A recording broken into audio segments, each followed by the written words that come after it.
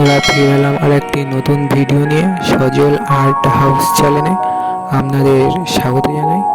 তো এখন এটা বানানো হচ্ছে বিবিমা।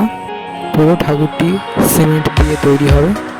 তো পুরো কাজটি প্রায় কমপ্লিট হয়ে গেছে, কিছু কিছু কাজ এখনও কমপ্লিট হয়নি, যেমন মাথার চুল করা, গয়না মারা, আরও অনেক কিছুই বাকি আছে।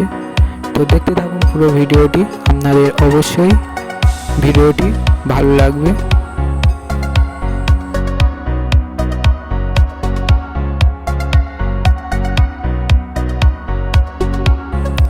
এদিকে বাবা ঠাকুরটির গায়ে হলুদ রং দিচ্ছে।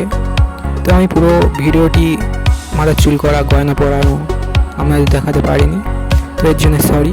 কিছু কিছু জিনিস আপনাদের দেখানোর চেষ্টা করেছি, যেমন চোখ আঁকা, গায়ে রং করা, শাড়িতে রং করা, এইসব কিছু আপনাদের দেখানোর চেষ্টা করেছি।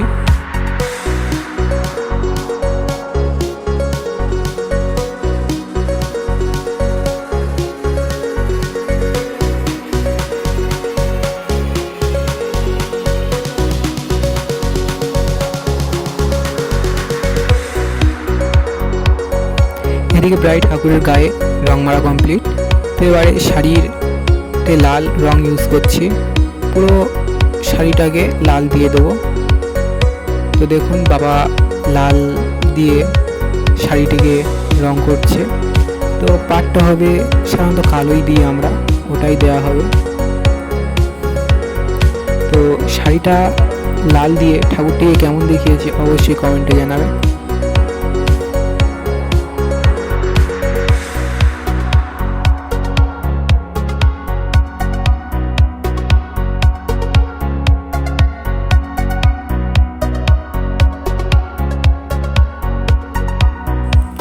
এই যে ঠাকুরটা প্রায় কমপ্লিট হয়ে গেছে রং করা।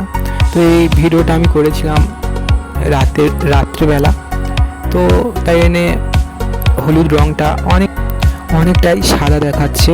তো আমি ফোনে লাইট জ্বালিয়ে ভিডিওটা করেছিলাম, তাই জন্যে ছবিটা এরকমই দেখাচ্ছে।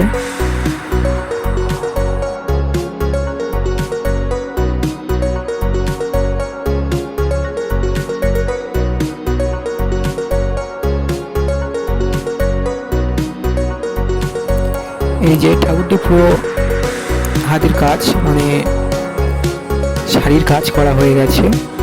তো এগুলো আমি আপনাদের দেখাতে পারিনি, কারণ এক হাতে ফোন ধরে আর এক হাতে কাজ করায় অনেক সমস্যা হয় আমার পক্ষে, আমি এটা করতে পারিনি। তো আপনারা এখানেই দেখে নিন কীরকমই হয়েছে। তো আমি এখানে বেনারসি শাড়ির ফর্মে এটা করেছি। শাড়িটা কেমন হয়েছে অবশ্যই কমেন্টে জানাবেন।